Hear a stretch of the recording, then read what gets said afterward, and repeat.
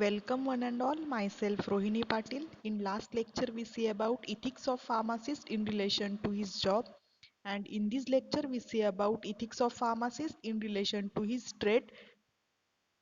Prices of drugs and medicinal preparations charged from the customer should be fair and including dispensing and compounding charges without unduly taxing the purchaser. Fair trade practice means a pharmacist should not make any attempt to capture the business of fellow pharmacists by unhealthy competition or cutthroat competitions, that is, by offering reduced prices, gifts, prizes, etc. Trademarks, labels, symbols, or any other signs of other pharmacists should not be copied or imitated. Drugs or other ingredients required should always be purchased from reputable sources. Hawking of drugs and medicine should not be practiced, and any attempt should not be made to collect the orders from door to door. As self-servicing method in the pharmacy or drugstore should not be allowed, as it would encourage self-medication, which is undesirable and dangerous. There should not be any display or advertisement on the premises, in the newspaper or elsewhere, regarding the abilities and services provided by the pharmacy. Then we see ethics of pharmacists in relation to medical profession.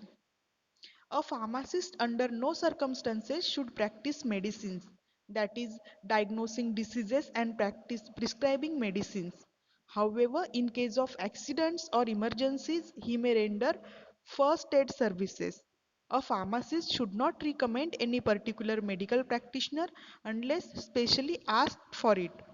Pharmacists should never enter into any secret agreements with the medical profession, that is, physician, dentist, veterinary surgeons, to offer them commissions or gifts by recommending his dispensary or drugstore.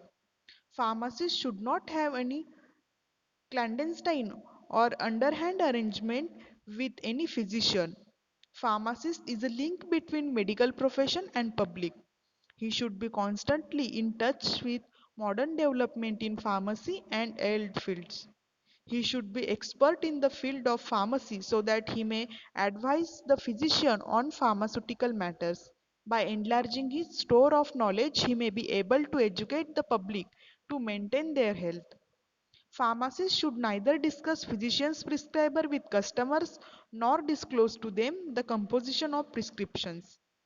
Then we see ethics of pharmacist in relation to his profession. A pharmacist should observe the law and ethical principles to maintain the standard of the profession. A pharmacist should extend the help and cooperation to his fellow pharmacist in an emergency and legitimate needs. A pharmacist should try to weed out the undesirable, corrupt, or dishonest conduct of the member of his profession, maintaining its status in society. A pharmacist should have a fair knowledge of laws of the state and nation pertaining to food, drug, pharmacy, education, health, etc. A pharmacist should have an up-to-date knowledge of professional matters.